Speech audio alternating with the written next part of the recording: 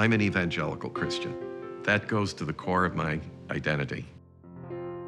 The real organizing ethical principle of my life and ministry has been what I refer to as the sanctity of life.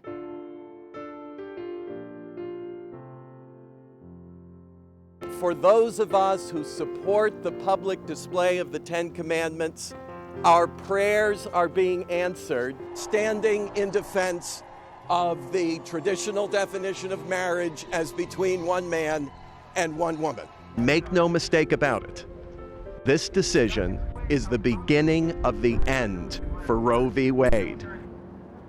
After 32 years in Christian ministry, I'm finding myself disagreeing with my colleagues, my friends, the people I've kept company with on critical moral and ethical questions. Okay. Hey, buddy. Roy, good to see you. It has troubled me that the number of pro-lifers that have, in my estimation, jumped on a bandwagon of very pro-gun, pro-Second Amendment. Is that a pro-life ethic? I think it absolutely is, Rob. People of conscience and people of faith have responsible gun ownership in order to protect innocent human life, more so than their own life. Because the only thing that stops a bad guy with a gun is a good guy with a gun. It gets harder to reconcile these two conflicting positions of being pro-life and what I'm going to call pro-gun. When you own a firearm, you own a lethal weapon. And you can intentionally or unintentionally take a human life. So I have to ask the question, under what circumstances are we as Christians allowed to take another human life? Do I shoot to defend myself, my family? Is my car worth shooting someone and ending their life?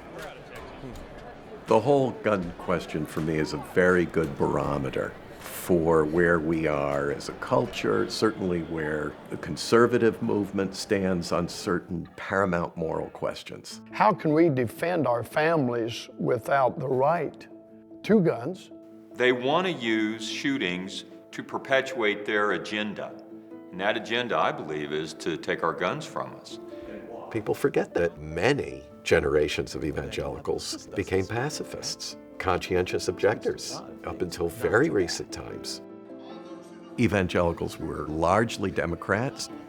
I will make a public confession, maybe for the first time. I voted for Jimmy Carter.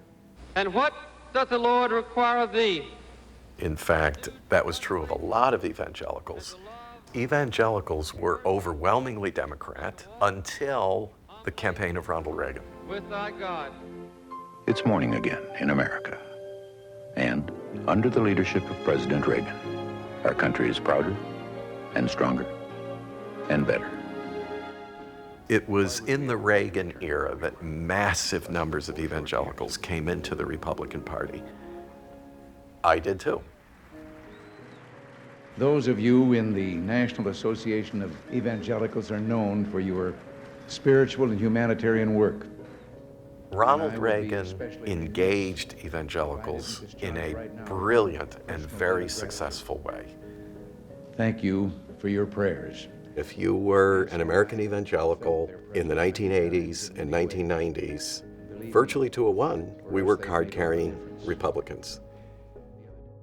Over time, I started seeing a number of Christian leaders more or less taking their cues from party leadership. And instead of originating policy proposals, they were taking orders. But instead of acknowledging that as such, the evangelical community started embracing these packages as if they were their own. And I think after a while just lost sight of the fact that some of these bundles included things that were not historically part of the evangelical agenda of concerns, and maybe not even consistent with our moral and ethical principles. Thank you! Woo! Now, yes, NRA leadership is needed now more than ever, and you all are needed now more than ever. I started to grow more and more concerned as I saw this conflation, this bundling of political agenda items with Christian concerns. And it's why we're here, to celebrate family and faith and freedom, knowing that, yeah, God shed his grace on thee, America. And they all come together as sort of a singular package. If I were in charge, And you either take the whole package or none of it at all. they would know that waterboarding is how we baptize terrorists. So if you give us a slate and say, well, it's all or nothing, that puts Christian people like me in a very difficult position.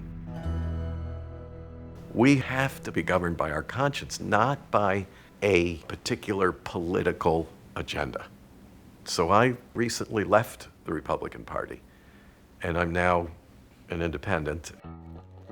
It's time for us that love and treasure life to loan our voice of conscience to the national debate over increasing gun violence in our culture, just as we have the debate over scissor and suction violence.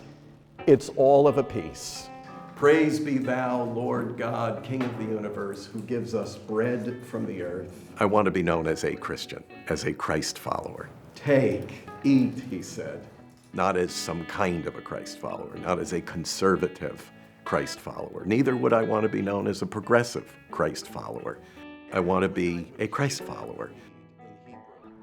And the question of the sanctity of human life plays out over the entire life spectrum. That is something that, as a Christian, I have to address in some way. It obligates me, it calls to me.